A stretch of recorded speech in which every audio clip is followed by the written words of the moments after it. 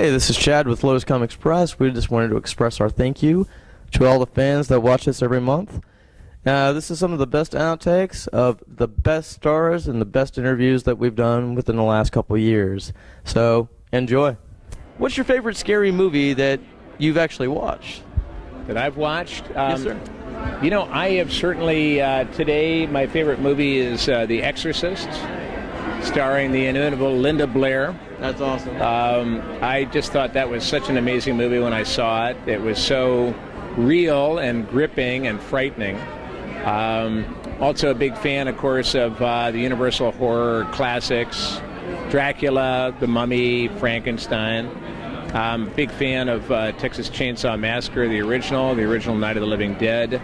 And one of my favorites is kind of off the beaten path. It's I think it was in the 60s, black and white movie called Carnival of Souls. For somebody that's actually starting to get into, like, say, voice acting, what advice would you offer? I would say don't minimize yourself. Okay. Don't limit yourself to just voice acting. If you're an actor, you're an actor, so you act. Okay. Doesn't matter what. Like Todd is in 50 kabillion things at one time. Like, he Kabillion. really And I do none of them well, but That's not true. people haven't figured that out yet. So I'm riding it. That's true. That's not true. So, yeah, the idea would be just act. If it leads you to voice acting, awesome. Then that's great, and you can target it towards that if you want to. But if you limit it, you're never going to find the joy of the art form and the passion that you really have. If it's just for acting and you get the opportunity to perform or do whatever it is, you really have that love for it, then you're going to be happy no matter what. So I just say don't limit yourself. You read comic books yourself?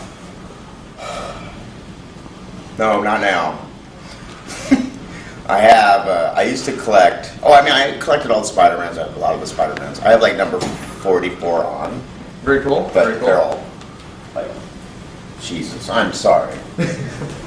And I used to collect magazines, and what else? I liked all the EC comics and stuff like that. Yeah, those are always great. You know, when they scream, they get hurt, they go, E-R-I-R-I. It says, E-A-G-R-I-R-G.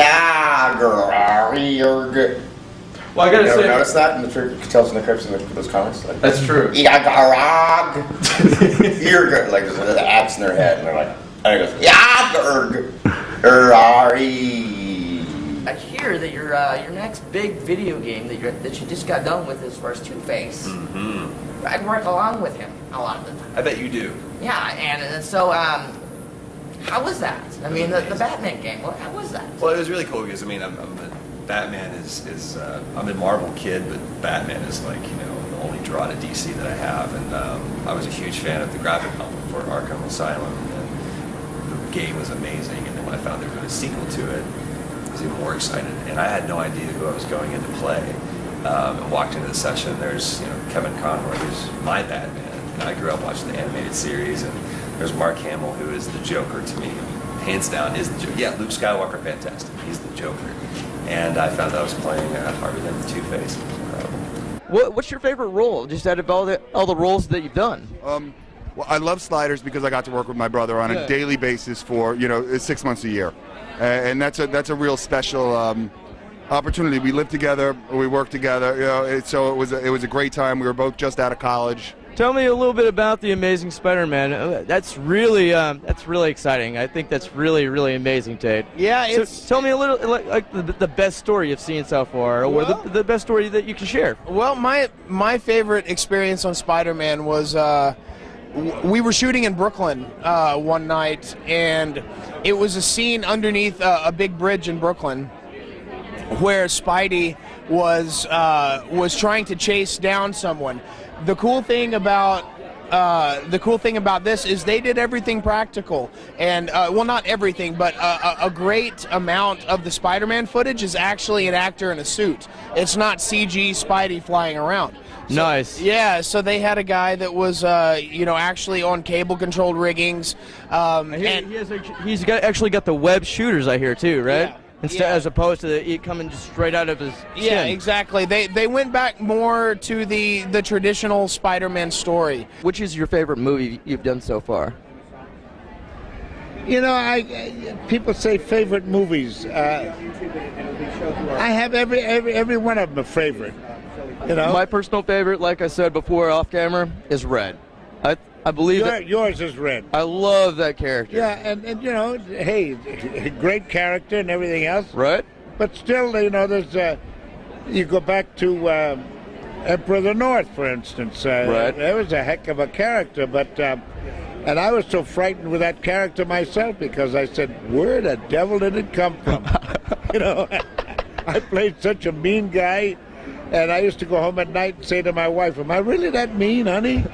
No, you're not that mean. I'll go, thanks a million, but boy, where's it coming from, you know? Do you have a favorite superhero yourself? Other than actually outside of drawing and stuff like that? Well, probably the George Reeves Superman. Yeah, I would agree. To me, he was really good. He was just Superman. As a kid growing up, that's what it seemed like Superman should be. And I tried to get a little of that in when I drew the comic characters. Right. There's something about Reeves' personality. You know, he had this sort of maturity and a little sort of world weariness about him. You know, or something. He seemed like the parent. You know, Lois and Jimmy were the kids, and he had to always get him out of trouble and keep up with the work. And Reeves was a little older. At the time, he was in his 40s.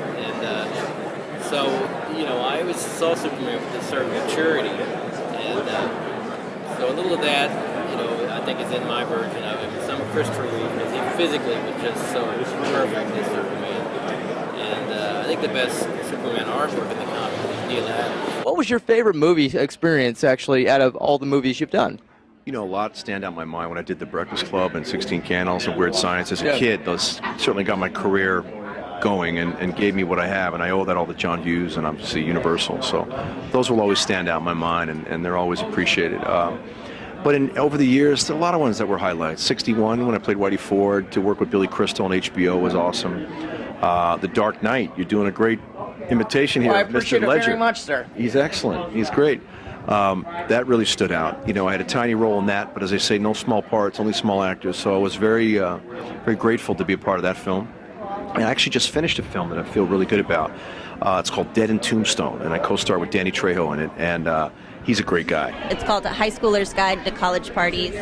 Actually, I've heard of it. Oh, you have? Yeah. Yeah. Tell me a little bit about it. Oh my gosh, it's so much fun. It's like a super bad meets risky business. Yeah. But we tend to, and I actually co-wrote it with Patrick. And Really? so the kids and the voices and the main characters, I feel like have a really fresh take. They're not like the stereotypical that you see in every teen movie. Okay. So I think it's really cool in that way. And I play the older sister of a high school girl who's going to a party.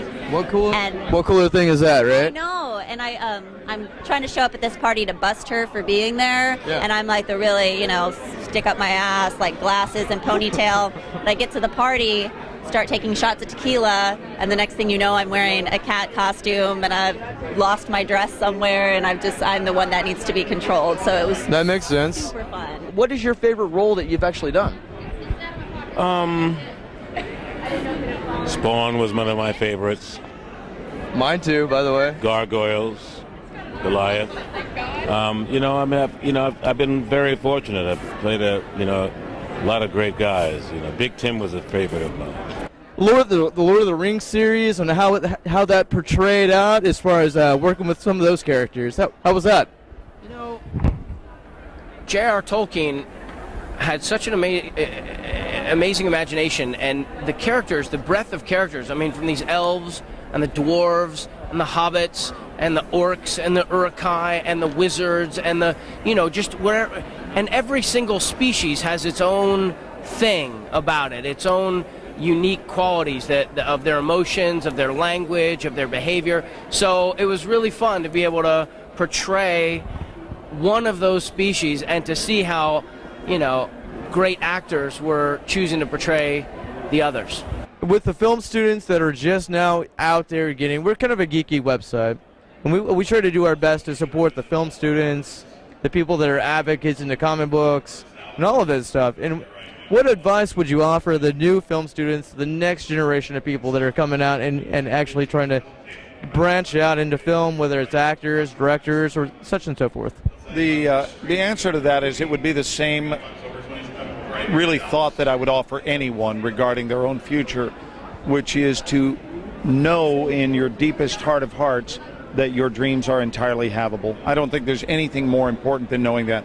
I think a lot of energy is wasted on people who they hope for things or they wish for things, but to actually believe that it is available to them as a lifestyle, that it can come true, and then put every fiber of your being into the creation of that. It's often been said, and I agree with it, that a plan B is basically a plan to fail in plan A. That's really why people make plan Bs. So I'm not a big fan of plan B living at all. I believe when you invest wholeheartedly in plan A is what comes to fruition. Being in the Darth Vader costume, for all the cosplayers that are out there, what was it like?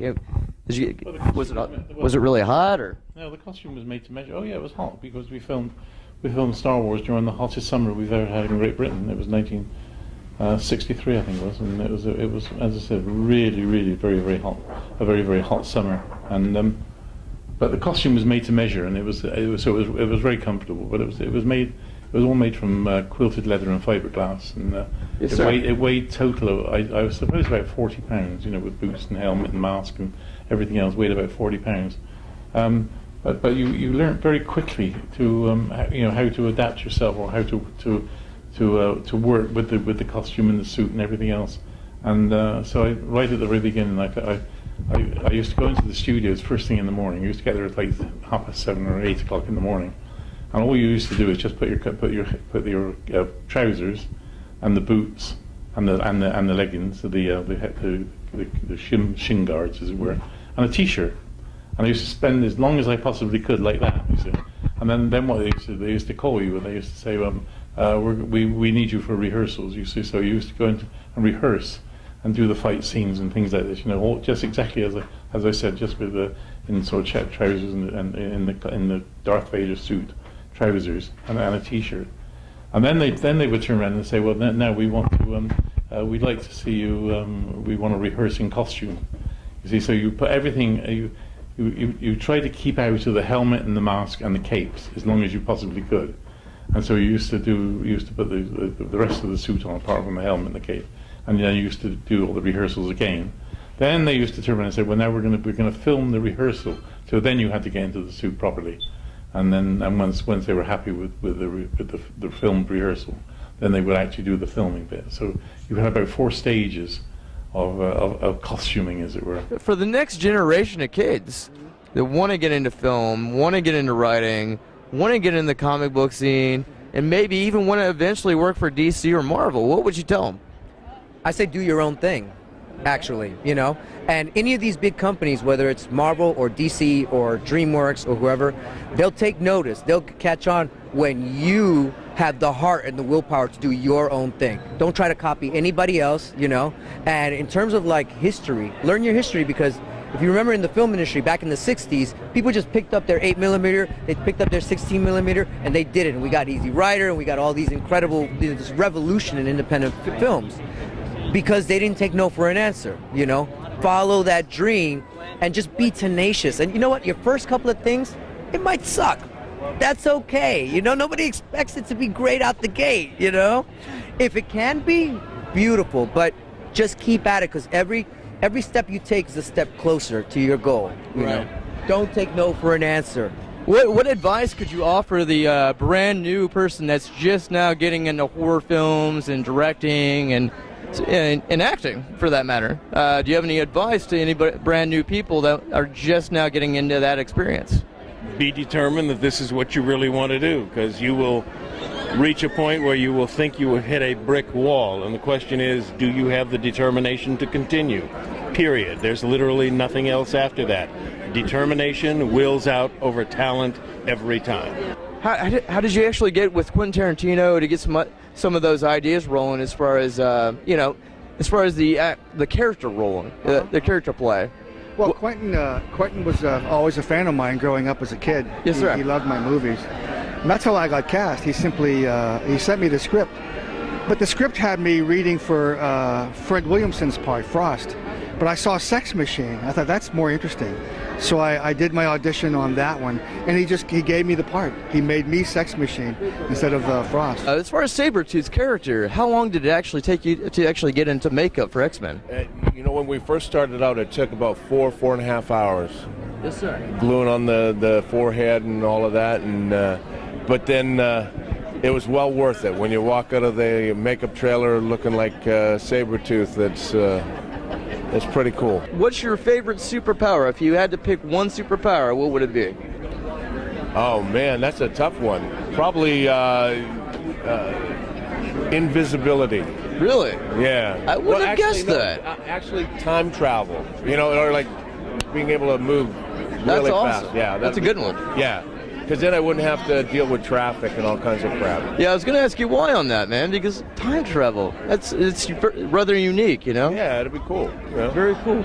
Playing the wife of Jim Carrey, how was that? I mean, I loved working with Jim Carrey. He's just such a, he's a wonderful man, and I think, what's great about Jim is he's an actor first. He's not just a comic, which is a feat in itself, but but he's really a very hardworking actor. He wants to experiment a lot, but never at my expense. He was, in fact, he was protective of me, made sure I had everything I needed on the set, and we both had to play two roles.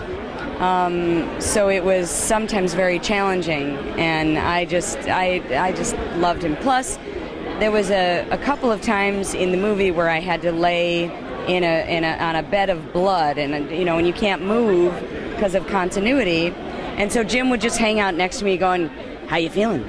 Bloody? Wet?" That's awesome. But he just would make me laugh, and about everything, and make it bearable for me to stay there, and I always love him for that. if you had a superpower, what would it be? To fly. That's mine. Wait a minute, no, that's totally mine. Oh, I mean, come on, X-ray vision, super strength, that's, bullshit.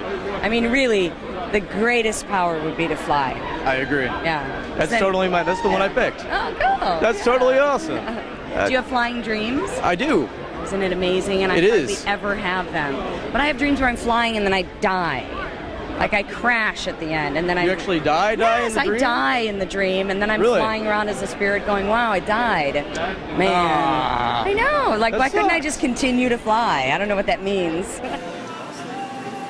Oh, hey guys, just relaxing, chilling out for the rest of the remainder of the day. We wanted to say thank you to all of our fans. We're here for the fans. If you guys need or have any questions or want to see something in the future, you can come check us out at lotuscomics.com, Lotus Comics Press. Thank you for watching.